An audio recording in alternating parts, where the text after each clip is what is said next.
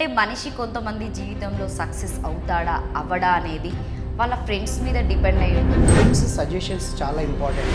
ఎందుకంటే మన ఫ్రెండ్స్ వాళ్ళ తీసుకునే సలహాలు కూడా చాలా ఇంపార్టెంట్.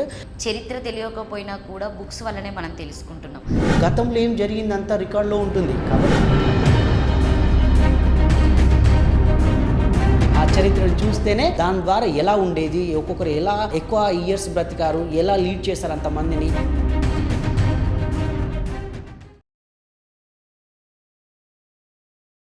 శ్రీనివాస్ గారు నమస్తే. నమస్తే మేడం. ఎలా ఉన్నారండి? Fine, super. సో మీరు చాలా వరకు స్పోకెన్ ఇంగ్లీషే కాకుండా మోటివేషన్స్ కూడా ఇస్తూ ఉంటారు కదా. అంటే మనిషి కొంతమంది జీవితంలో సక్సెస్ అవుతాడా అవ్వడా అనేది వాళ్ళ ఫ్రెండ్స్ మీద డిపెండ్ అయి ఉంటుందా, లేకపోతే అయినే సంబంధించినటువంటి అలవాట్ల మీద డిపెండ్ అయి ఉంటుందా? అది ఎస్, ఇక్కడ మనకి ఫ్రెండ్స్ మీద అనేటప్పుడు ఏంటంటే ఫ్రెండ్స్ సజెషన్స్ చాలా ఇంపార్టెంటే. ఎందుకంటే మనకి ఏదైతే ఉన్న టాలెంట్ని మనం బయటికి చెప్తేనే వాళ్ళు సజెషన్స్ ఇవ్వగలుగుతారు. ఏ ఫీల్డ్ తనకు సూట్ అవుతుందో తెలియదు. ఒక్కొక్కసారి మనం కన్ఫ్యూజన్లో ఉంటాం. కాబట్టి ఎవరైనా కూడా మనం డిపెండ్ అవుతాం. ఎందుకు అంటే మనం కావాల్సిన సజెషన్స్ తీసుకుంటాం, కానీ ఫైనల్ డిసిషన్ మనదే ఉంటుంది. కాబట్టి ఇక్కడ ఫ్రెండ్స్ వాళ్ళ డిసిషన్స్ వాళ్ళు ఏమున్నాయి, వాళ్ళు ఎలా, ఒక ఫ్రెండ్ ఎలా ఉంటాడు అనేది వాళ్ళకి తెలిసి ఉంటుంది. కాబట్టి మనం అడగాల్సిన బాధ్యత అది. అప్పుడు ఎప్పుడు కూడా ఒకసారి ఫ్రెండ్ మంచి చెప్పవచ్చు, చెడు చెప్పవచ్చు, కానీ నిజమైన ఫ్రెండ్ మాత్రం ఎప్పుడు కూడా బాగుపడాలనే చెప్తాడు. కాబట్టి మనం స్వీకరించవచ్చు. కానీ ఆ స్వీకరించిన వాటిలలో మన సెల్ఫ్ డిసిషన్ ఉండాలి. వాళ్ళు అన్నది కరెక్టే, అది నాకు సూట్ అవుతుందా లేదా, నేను ఎందుకు చేయలేను, వాళ్ళు నాలో తెలియంది వాళ్ళు నన్ను ఫైండ్ అవుట్ చేశారంటే నాలో ఏదో ఉంది, నేను ఎందుకు అడుగు వేయకూడదు అని ఆ మూమెంట్లో వాళ్ళు చెప్పేసరికి, అరే నువ్వు గ్రేట్ రా, నువ్వు దీంట్లో చాలా నీకు టాలెంట్ ఉంది, నీకు తెలియట్లేదురా, అసలు ఎంత వండర్, ఎంత మనకు ఫాలోయింగ్ ఉంది అది అని చెప్పేసరికి వా అలానా అని స్టెప్ వేయడానికి అవకాశం ఉంటుంది. కాబట్టి ఫ్రెండ్స్ వాళ్ళ తీసుకునే సలహాలు కూడా చాలా ఇంపార్టెంట్. అండ్ తనకి కూడా ఫైనల్గా ఒక డిసిషన్ తీసుకొని దాంట్లో వెళ్ళాలి. ఒకవేళ ఇంకేమని అనిపిస్తే వాళ్ళతో షేర్ చేసుకోవచ్చు. కాబట్టి ఎప్పుడు కూడా అలాంటివి తీసుకోవాల్సిందే. సరే, ఇంకొకటి అంటే మీరు చాలా వరకు మోటివేషన్ చేస్తూ ఉంటారు కాబట్టి జనరల్గా ఏంటంటే అసలు మీరు దేవుణ్ణి నమ్ముతారా? ఎస్, ఇప్పుడు దేవుణ్ణి నమ్మడం అని అంటే ఒకవేళ దేవుడు అనేది లేకుంటే ఇవన్నీ ఎక్కడి అని నాకు డౌట్ వస్తుంది. ఇవన్నీ ఇప్పుడు మనం మాట్లాడి ఈ వస్తువులు ఎక్కడి, ఇవన్నీ ఏంటి, సృష్టి ఏంటిది, వర్షం ఎక్కడిది, ఇది ఎవరు క్రియేట్ చేశారు అంటే ఏదో సంథింగ్ ఓకే ఏదో రన్ చేస్తుంది అంతే, కానీ దానికి మనం ఏ పేరు పెట్టుకుంటామో అనేది కాదు. కాబట్టి ఇలాంటి మనకి ఇచ్చినప్పుడు, ఎవరో ఇస్తున్నప్పుడు మనం ఏం చేయాలి, ఎందుకు వచ్చాము అనేది మన సర్వీస్ చేయడానికి అని తెలిసిపోయింది. ఓహో, సర్వీస్ అంటే ఏంది, ఒకరికొకరికి మనం హెల్ప్ చేయడం. అంటే ఇలా చేసినప్పుడు మనని చాలామంది ఎవరైనా హెల్ప్ చేసినప్పుడు అయ్యా దండాలయ్యా, నువ్వు బాగుండాలి అంటారు. అంటే ఇక్కడ ఏంటిది, దండాలని ఎవరికి చెప్తున్నారు, దండం ఎవరికి పెడతాం, అంతే కదా. అంటే ఏదో సంథింగ్ అక్కడ మతం కాదు, ఏది కాదు, కానీ ఏదో నడిపిస్తుంది. కాబట్టి దండాలే అని, అందుకే మానవ సేవే మాధవ సేవ అంటారు కదా. కాబట్టి మానవుడు మాధవునితోని మంచిగా. కాబట్టి ఇక్కడ దేవుణ్ణి నేను నమ్ముతాను, ఎందుకంటే ఏదో ఒకటి మాత్రం రన్ చేస్తుంది. సో అలా నమ్మకం కొద్దీ ఇక్కడ దాకా వచ్చారని చెప్పొచ్చా? ఎస్, అంతే. ఇప్పుడు మనం what we do okay here we can get okay, మనం ఏదైతే చేస్తామో అది కంపల్సరీ ఓకే. అంటే మనం మంచి చేస్తే మంచి, చెడు చేస్తే చెడు. కాబట్టి ఏదో చేస్తున్నంతసేపు ఎక్కడో ఇక్కడున్న వాళ్ళు ఇక్కడి వరకే పరిమితం కావచ్చు, అందరికీ అవసరము అని ఆ గాడి ఇక్కడికి రప్పించవచ్చు. కాబట్టి ఇలా ఒక్కరికి ద్వారా కాకుండా వేల మందికి ఈ టీవీ ఛానల్ ద్వారా ఎంతోమందికి రీచ్ అవుతుంది. కాబట్టి అది నిజానికి నేను నమ్ముతాను, ఏదో నడిపిస్తుంది, ఇక్కడికి వరకే రప్పిస్తుందని. మంచి చేస్తే మంచి జరుగుతుందని ఎప్పుడు నమ్ముతాను. సార్, ఇప్పుడు చాలా వరకు చాలా బుక్స్ ఉన్నాయి కాబట్టి వాటి మీద మనం చదవడము, నేర్చుకోవడం, అంటే మనకి చరిత్ర తెలియకపోయినా కూడా బుక్స్ వల్లనే మనం తెలుసుకుంటున్నాం. అసలు చరిత్ర మీద అభిప్రాయం ఏంటి, అవి నిజంగానే ఉన్నాయా, అలాంటి సంఘటనల మీద మీరేమన్నా తెలుసుకున్నారు? Yes, definitely. ఇప్పుడు ఈరోజు మనము ఇలా మాట్లాడుతున్నామంటే ఎంతో తెలిసి ఉండాలి. అది తెలియడానికి కావాల్సింది బుక్సే ఇప్పుడు. ఎందుకంటే ఈరోజు మనకు ప్రత్యక్షంగా చెప్పేవాళ్ళు ఉండకపోవచ్చు, గతంలో ఏం జరిగిందంతా రికార్డులో ఉంటుంది. కాబట్టి అవి ఇలా ఎలా వచ్చింది, ఏ సెంచరీలో ఎలా ఉండే, ఇంత టెక్నాలజీ ఎలా వచ్చింది అంతా కూడా మనకి గతంలో. కాబట్టి మనం ఒక బుక్ ఉన్నది అని అంటే ఒక నిజమైన మిత్రుడు మనతో ఉన్నట్టు. ఎలాంటి మన సమస్యలకైనా అందులో మనకు పరిష్కారం దొరుకుతుంది. అంటే ఈ చరిత్ర అనేది చాలా ఇంపార్టెంట్. అందులో రవీంద్రనాథ్ ఠాగూర్ రాసినది కూడా చాలా అది మనకి ఫారెస్ట్ ఆఫ్ రిలీజియన్స్ అని ఉంటుంది. అంటే ఎక్కడో ఇంత ప్రశాంతత ఉన్నది ఈ ఫారెస్ట్లో, మరి అక్కడి నుంచి ఇక్కడ ఎలా వచ్చింది అని దాని మీద రాశాడు. మేము అక్కడ టీచ్ చేసేటప్పుడు అది తెలిసింది, ఇంత ప్రశాంతమైన వాతావరణం నుండి ఎంతో మందిని చంపేశారు అడవులలో. వాళ్ళ నుంచి వెళ్ళి కొంత మనకు వచ్చే ఆన్సర్స్ కూడా తెలియలేకపోయినాయి. కానీ దాని ద్వారా ప్రశాంతమైన జీవనం తెలుసుకోలేక ఈరోజు సమస్యల గుండంలో ఉన్నాం మనం. మరి అలాంటి దాని నుంచి బయటపడాలంటే మళ్ళీ చరిత్రనే కావాలి. ఆ చరిత్రను చూస్తేనే దాని ద్వారా ఎలా ఉండేది, ఒక్కొక్కరు ఎలా ఎక్కువ ఇయర్స్ బ్రతికారు, ఎలా లీడ్ చేశారు అంతమందిని, ఓకే ఇంట్లో ఫ్యామిలీలో ఒక కుటుంబ పెద్ద ఎలా ఉండేది, అదంతా మళ్ళీ చరిత్రనే. కాబట్టి చరిత్రలు కంపల్సరీ మనం నమ్మాలి, వాటిని తీసుకోవాలి, పిల్లలకు కూడా వాటి గురించి వివరించగలగాలి. ఈ తర్వాత ఇవన్నీ లేకపోతే అసలు మామిడి కాయ ఎలా ఉంటుంది, మామిడి చెట్టు ఎలా ఉంటుంది, దీనికి మామిడికాయ కాస్తుందా, పండు ఇలా ఉంటుందా అని కూడా తెలుసుకోలేని పరిస్థితిలో ఉంటారు. అవును.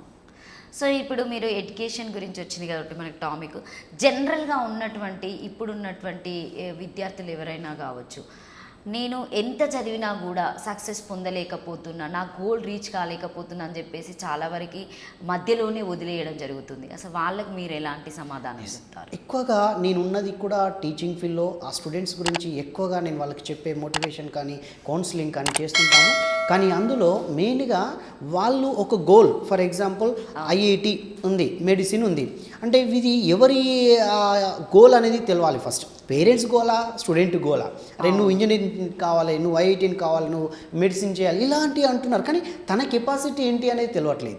ఓకే ఎవరో ఫ్రెండ్స్ అది తీసుకున్నారు, ఐఐటీ తీసుకున్నారు, మనం కూడా ఐఐటీ, అసలు మనకు ఆ స్టఫ్ ఉందా, మనకు ఆ స్ట్రెంత్ ఉందా అసలు, ఓకే నేను చదవగలనా, నేను కేపబుల్ పర్సనేనా, ఓకే నాకు ఆ సబ్జెక్ట్ టాలెంట్ ఉందా, ఇలాంటివి మనం క్వశ్చన్ వేసుకోవాలి. కానీ అవి ఏం వేసుకోకుండా అందులో ఎంటర్ అవుతున్నారు. ఆడ ఎంటర్ అయిన తర్వాత ఏమవుతుంది, ఐఐటి నేను రీచ్ కాలేకపోతున్నాను, నేను మధ్యలో వదిలేస్తున్నాను, నన్ను ఫోర్స్ చేయకండి అని సూసైడ్ లెటర్లు రాసి చనిపోతున్నారు. రీసెంట్గా నిన్న కూడా మనకి కోటాల నుంచి ఒకటి వచ్చేసింది. అలాంటివి జరుగుతున్నాయి. కారణం ఏంటి అని అంటే ఇక్కడ ఆ గోల్ని నేను రీచ్ కావాలంటే నేను ఏం చేయాలి, ఆ ప్లాన్ తెలియాలి. ఓకే ఆ ప్లాన్లో మనం వెళ్తున్న మార్గంలో మనం ప్రయత్నం చేస్తున్నప్పుడు ఒక్కొక్క వేళ కాకపోతే ఆల్రెడీ ఒక గోల్ సెట్ చేసుకొని దాన్ని రీచ్ కాలేక మధ్యలో స్టాప్ చేసి వాళ్ళు ఎలా సక్సెస్ అయ్యారు అనే వాటిని కనుక మనం చూసినట్టయితే వాళ్ళ మధ్యలో ఆపడానికి ఛాన్స్ ఉండదు. అంటే మనం ఏం చేస్తున్నాము, మళ్ళీ అలాంటి ఏంటి మోటివేషనల్ వీడియోస్ కానీ బుక్స్ కానీ రిఫర్ చేయట్లేదు, చరిత్రను చూడట్లేదు. అంటే మనమే ఫేస్ చేస్తున్నాము, ఇది నాకే కావట్లేదు అనేది వాళ్ళ వరకు ఆలోచిస్తున్నారు. కానీ గతంలో చూసినట్టయితే ఎంతోమంది కాళ్ళు లేని వాళ్ళు సాధిస్తున్నారు, కళ్ళు లేని వాళ్ళు సాధిస్తున్నారు, ఎలాంటి పేరెంట్స్ సపోర్ట్ లేకుండా సాధిస్తున్నారు. ఇలాంటి వాళ్ళకి మోటివేషన్ చాలా అవసరం. కానీ వాళ్ళు ఏం జరుగుతుందంటే మెయిన్గా నేను అది రీచ్ కాలేకపోతున్నా అది ఒక్కడే చూస్తున్నారు. అది లేకపోతే సైడ్ ఏముంది, ఇంకా ఆల్టర్నేటివ్ ఏముంది, ఎస్ ఇది స్టాప్ చేసి ఇంకో 1 year స్పెషల్ కోర్స్ చేయొచ్చు. ఎవరికైనా అలాంటివి మనం అంటే ప్లాన్ బి అనేది పెట్టుకోవాలి. ఒకటే దానిలో కాదు. ఇప్పుడు సివిల్స్ రాసేవాళ్ళు కూడా కొంతమంది అక్కడి వరకు వెళ్తారు, కాదు వాళ్ళు ఏం చేస్తారు, మళ్ళీ ఇంకో రూట్ ఎంచుకుంటారు అంతే. కాబట్టి మనం దానికి తలొగ్గుతలేరు. ఎందుకు, అమ్మో నేను ఈకో చేసిన ఫ్రెండ్ వాడు అట్లా అంటాడు, ఇట్లా అంటాడు, నేను అది చేస్తానన్నాను మధ్యలో ఈ ఫీలింగ్తో మధ్యలో స్టాప్ చేస్తున్నారు. కానీ అది కాదు, మనం ఏదైతే పోరాడి సాధించి మనం చూపెట్టగలగాలి. ఎవరో అన్నాడు కాదు, ఎవరో అంటున్నారంటే మనం తట్టి లేపుతున్నారు అని. కాబట్టి మనం ముందుకెళ్ళాలి అనేది మనం ఎప్పటికప్పుడు ఒక ట్యూన్ చేసుకొని ముందుకెళ్ళాలి.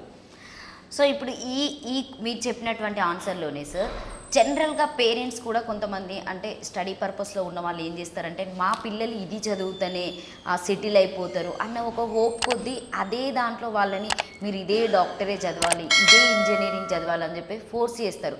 కొంతమంది పిల్లలు ఏంటంటే వాళ్ళకి ఇష్టం లేకపోయినా కూడా పేరెంట్స్ చెప్పిన దాని మీదనే ఫాలో అవుతూ ఉంటారు.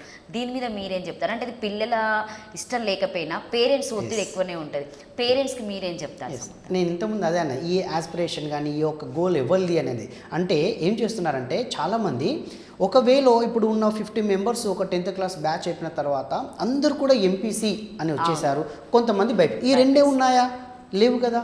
అంటే సిఈసి ఉంది, దాని ద్వారా ఏంటి అసలు అంటే వాళ్ళ రూట్స్ తెలియట్లేదు. ఇప్పుడు ఎక్కువగా జాబ్స్ ఉన్నాయి అని అంటే కూడా మనకి కామర్స్ పైన ఉన్నాయి, అది వాళ్ళకి తెలియట్లేదు. ఒక చార్టెడ్ అకౌంటెంట్ అయితే ఎలా, ఇప్పుడు నేను చెప్పిన ఇంతకుముందు బుక్ రాసిన ఎండమూరి వీరేంద్ర చార్టెడ్ అకౌంటెంట్ తను అంటే ఎలా సంపాదించవచ్చు ఎలా చేయొచ్చు అనే దాని మీద వెళ్ళారు. ఇప్పటికీ కూడా 10th క్లాస్ అబ్బాయి కూడా 1 lakh సంపాదిస్తున్న వాళ్ళు ఉన్నారు, ఎలాంటి ఇంటర్మీడియట్ క్వాలిఫికేషన్ లేకుండా. అది ఎలా? డిజిటల్ మార్కెటింగ్ ద్వారా. ఇన్ని ఉన్నాయి. ఇంటర్ తర్వాత కూడా జాబ్స్ ఉన్నాయి, బ్యాంక్ జాబ్స్. కానీ బీటెక్ అయిపోతేనే అప్పుడే మనం జాబ్ చేయాలనేది కాదు, ఇంటర్తోని అవన్నీ తెలియట్లేదు. పేరెంట్స్ ఏంటంటే బయట జరిగేది ఒకటి చూస్తున్నారు, కానీ వాళ్ళకి ఏంటంటే 10th తర్వాత ఈ కెరీర్ గైడెన్స్ వాళ్ళకి చెప్పాలి. ఇన్ని రూట్స్ ఉన్నాయి, దీనికి ఇంత ఎక్స్పెండిచర్ అవుతుంది, ఇలా వెళ్ళిన వాళ్ళు తక్కువ పర్సెంటేజ్లో ఇలా వాళ్ళకి చెప్పగలిగితే బర్డెన్ తగ్గుతుంది. అప్పుడు కూడా ఏం జరుగుతుంది, ఇప్పుడు బయట కంట్రీస్లలో ఒక మనకి 10th తర్వాత ఏమేమి చేయొచ్చు అని ఇలా మనకు బ్రెయిన్ని టెస్ట్ చేస్తున్నారు.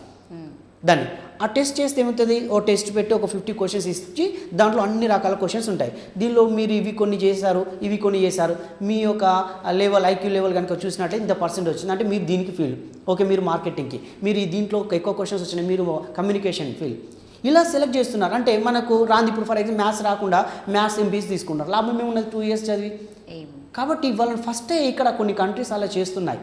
ఇప్పటికి కూడా 10thలోనే మీరు ఈ రూట్కి సెలెక్ట్ అవుతారు. కొందరు ఏమంటే ఫిజికల్గా ఉంటారు, తనకి ఏం నాలెడ్జ్ ఉండదు, వెళ్ళు ఫిజికల్గా పోలీస్ వాటికి, మనకు రాని వాటికి ఎందుకు. అందుకే ఇలా పేరెంట్స్ అవగాహన అంటే ఏ విద్య అయినా మనం హ్యాపీగా ఉండడానికే. ఒకటి అది చేస్తేనే హ్యాపీ, ఓకే ఆ లెవెల్లో ఉండాలి, సోషల్ స్టేటస్ చూపెట్టుకోవడానికి వాళ్ళ మీద బర్డెన్ వేస్తున్నాం. కానీ నిజానికి అంతకంటే ఎక్కువ సంపాదించే మార్గాలు మేము కూడా ఇప్పుడు అందిస్తున్నాం.